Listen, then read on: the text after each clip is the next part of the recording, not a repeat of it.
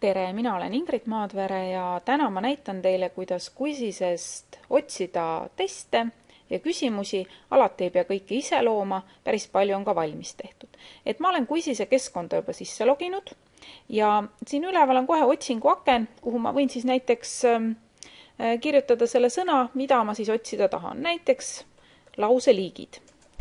Panen enter ja antud momendil mulle öeldakse, et 0, et ei leitud mitte midagi, aga samas öeldakse, et praegu on siin peal inglisekeelne filter, et otsitakse ainult inglisekeelseid materjale.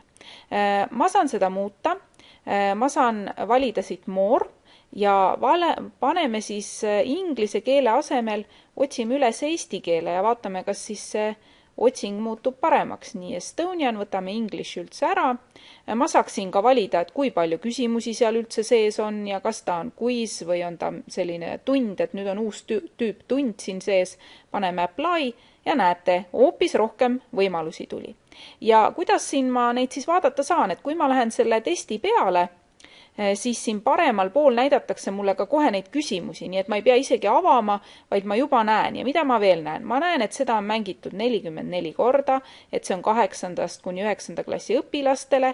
Ma näen ka, kes selle on loonud ja kui mulle siis see asi meeldib, ma võin panna kohe siia ka like, et näiteks, et see test on väga hea, või siis võin ka vajutada save. Ja save tähendab seda, et see pannakse mulle siis, näiteks ma olen teinud endale eesti keele sellise kollektsiooni ja ta pannakse mulle sinna, nii et ma saan teha nagu oma kaustad, kuhu ma saan kõik siis sisse korjata.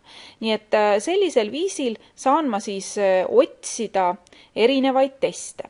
Ja mida tegelikult veel tasub vaadata? Tasub vaadata ka nii, et kui kellelgi tundub olevat hea test, siis minge selle kasutaja nime peale ja te näete, kui palju ta veel on loonud. Et siin on näha, et see Kristin on teinud 2 testi. Nii, lähme tagasi.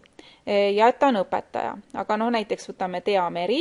Siin on ka näha, et ta on märkinud ennast õpetajaks Salme põhikoolis, et me näeme, kui palju on temal teste.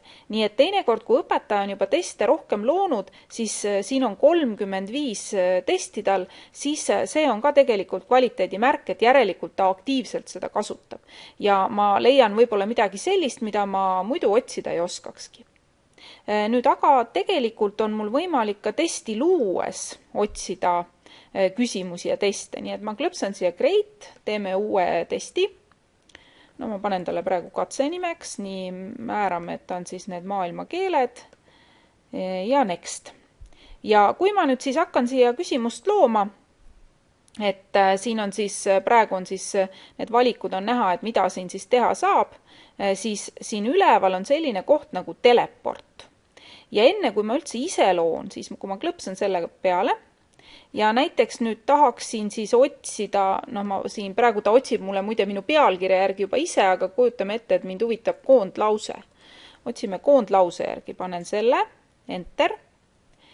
Ja nüüd mulle siis otsitakse teste, ma võin selle peal klõpsata.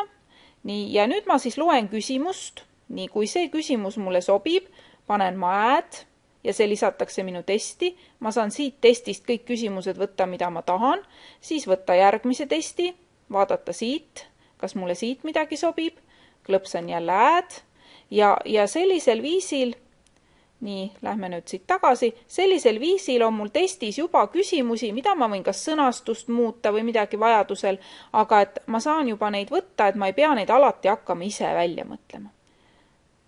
Seega soovitan teil tegelikult nendes testikeskkondades alati natukene ringi vaadata ka selle pilguga, mis on varem valmis tehtud. Alati ei pea hakkama nullist looma.